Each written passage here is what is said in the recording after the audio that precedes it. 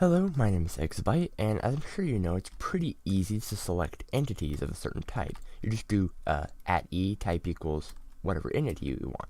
But there's not really a good way to do that for blocks. So what I've come up with is a method that I think actually works pretty well that allows you to run commands at the location of a block of any specific type.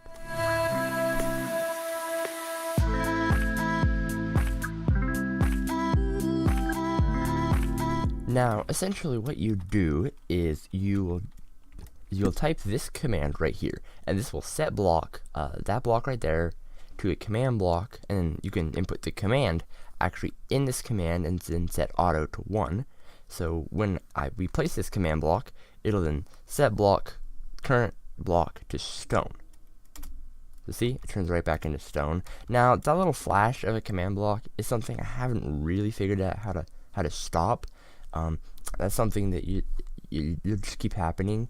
So you might want to retexture it, but even that would be still kind of limited because you could only retexture it once, so you could only do it for one type of block. So yeah, I don't really have a solution for the flash, but the reason why we can do this is that we could then do this with a fill command. So if we were to come over here and run this fill command, then we can run that command as every stone block and then only replace it with the stone block. So you see all the stone blocks in a certain area turning into command blocks.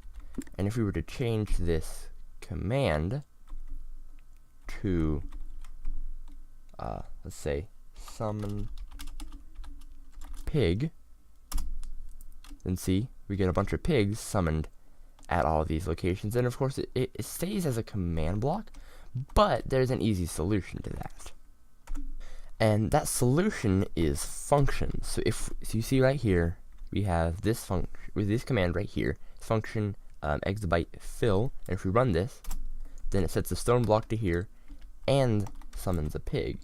So if I just copy that command, go back to the original command that we were using, yeah, see how it says summon pig, we can get rid of that, put this here, and then when it's run, it turns back into stone and summons a pig at all of the blocks that are stone. And I bet we could, if we remove all the pigs, there we go, remove all the pigs, and we could actually reverse this. We could set it to all of the blocks that are gravel,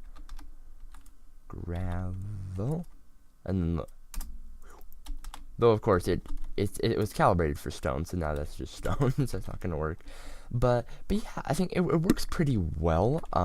It allows you to run commands at a certain block's location, which is pretty useful. However, it does flash command blocks real quick, and you'll have to already know what block to replace it with. So there's limitations, but yeah, I think it's a pretty useful technique.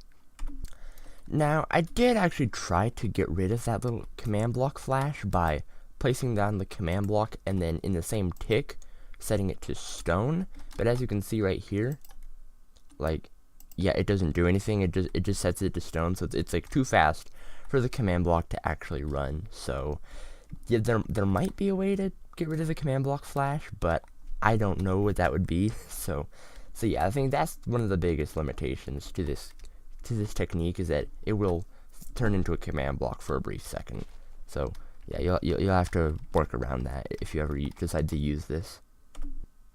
And as for my 100 subscriber special, I was hoping to release it today, but as always with big projects, parts of it became more complicated than I expected, so I wasn't able to make the video about it today, but hopefully next week. But anyway, yeah, I am working on it, and I'm gonna try to release it as soon as possible.